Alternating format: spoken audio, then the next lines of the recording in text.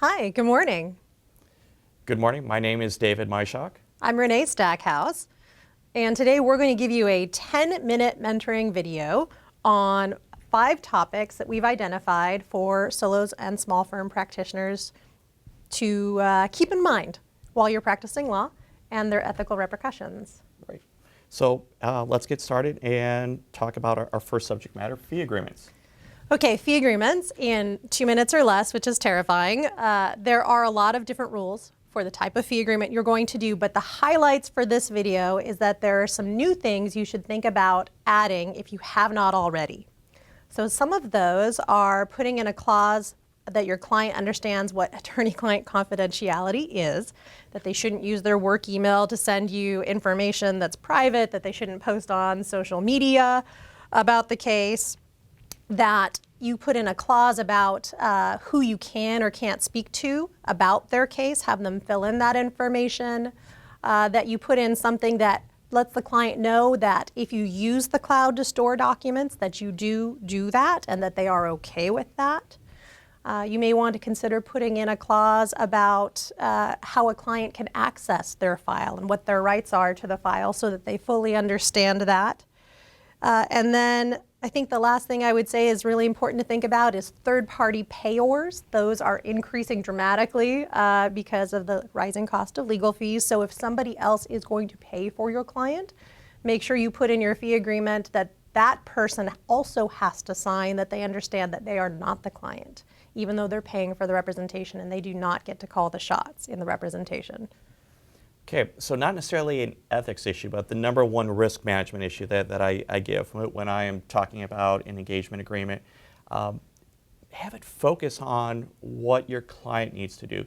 The more that you have about what you need to do along the way, the more unnecessary that is, and that's giving yourself duties that you don't necessarily need to have.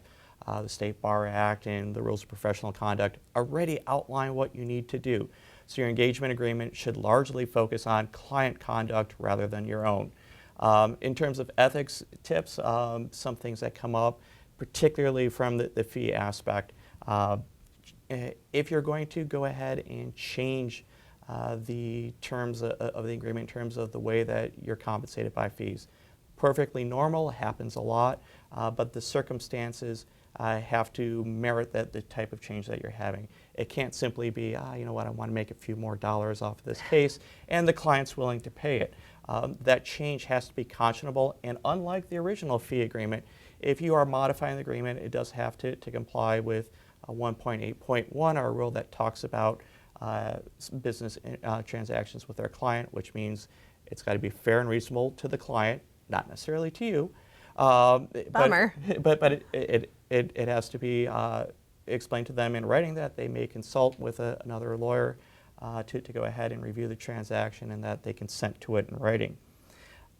So flat fee handling in terms of cases, keep in mind as we changed over in November of 2018, flat fees can no longer be deemed to be earned upon receipt and immediately deposited into your operating account as they once were. Huge change. Yes, they need to generally go into a client trust account. Although clients, if you can talk one into it, you may disclose to them that they have the right to require you to put it in the client trust account. But if they want to agree to go ahead and allow you to put it in the operating account, you can do so. And keep in mind something that the only flat fee that you can really earn in advance is a true retainer. A true retainer has nothing to do with legal services you're providing. It's only discussing your availability for employment. So if it's merely an advance fee saying, I will apply this to, if and when you give me a call, it's not a true retainer. Such good stuff right there. Okay, so the next major topic is shared office space. And this is huge for solos and small firms now because there are a lot of options that didn't exist even 2-3 years ago. So some of those options are the traditional sublease from a bigger firm. You can work out of coffee shops like several of my friends did when they first got out of law school and didn't have the money to pay for overhead. But there's other things now like a communal working space like WeWork or Regis where you can actually just come in and sit at a table. There's other options like getting space. It's called a virtual office, where you can pay $100 a month and you get a mailbox and a conference table to use. Okay, so the biggest issues that pop up from an ethics perspective when you're sharing office space along the way is the confusion between the multiple offices along the way. You need to make sure that you're protecting the independence of the offices, particularly client information. Keeping in mind you have a duty of confidentiality, that just because you share office space doesn't mean that you share clients along the way. And it's also in terms of advertising, making sure that you're accurately communicating with clients, so as they come in the door that they realize these are two different offices along the way, and there aren't necessarily improper referrals between the two places.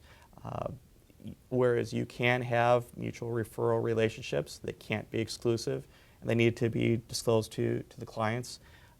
And if you see somebody walking into that shared office space of your neighbor, be wary of that improper solicitation. Unless you have a pre-existing relationship with them, whether professional or personal, we can't approach people face to face and say, hey, I might be able to help you out as well. Right. Okay, so third topic is emergencies, and nobody likes to think about these things at all, but they come up. So the first one is, what happens if your space is damaged? It catches on fire, you're robbed. I had a friend who had a truck driven through the front door of her office. These crazy things happen. And so what it really comes down to is making sure you protect your files, making sure you have access to them, either remotely or backed up, making sure you put things that cannot be replaced in a safe or a fire retardant cabinet, basic things like that. The other way that this comes up is taking care of you, because as a solo or a small firm practitioner, you're really the business. So you need to make sure you are healthy and well, that you give yourself space and time away from the office. And if you didn't know, there's also insurance you can buy that will cover time away from the office. If you have to be out for a medical emergency or something like that, it'll pay overhead on your firm so that you're not left trying to recover and meet your monthly bills. Emergencies really come up from two different contexts, the external and the internal. The external, something that happens within the community that lawyers need to respond to. An example might be the fires in Northern California, or even like Hurricane Katrina down in the Gulf Coast. Lawyers can help out in emergency situations, particularly cases where they may not have the traditional competency to do so, but only insofar as the emergency is addressed, and only if somebody is not immediately available to help them along the way. The other emergencies, the internal ones, those that are happening in the office, Renee touched upon some. The important thing is having a plan in place, because particularly if you're solo or small, your clients need a place to go. And so making sure that you have an appropriate plan so that you have a backup in place to take over in case one of those events happens. And they know how to take care of your clients and handle your business for you so that they're in good shape when you return. All right, reputation management. This is a huge one, and we're going to do it in 10 seconds or less. I'm not sure. It's going to be short. So here's what we've got. Make sure you have a website, all right? It can be a free website. It doesn't have to be fancy, but you want a place for not just clients to find you, but for your colleagues, so that they can refer things to you, so that they can check you out, so that they can see your bona fides, all of that. So make sure you have some kind of website in place. Find all the profiles out there that have your name attached to them. You want to make sure the information on the internet is correct to the extent you can control it. And then finally, be really careful when responding to negative reviews online. There's a whole lot of things I'm sure Dave can tell you about that have ethical repercussions with it. And just know that because you get a bad review doesn't mean you're a bad lawyer or people are going to worry about you being a bad lawyer. There are ways you can fight them, but you just have to make sure you do it appropriately. And that the two concepts that come up, and Renee hit on both of these, make sure that what you post online is not false or misleading, and make sure that you're protecting client confidences, particularly if there's a negative review. There's not a waiver in terms of the court of public opinion. They haven't waived privilege just because they posted something, even if they give details about that. And you've got a duty of confidentiality to protect your client, even if they say bad things about you.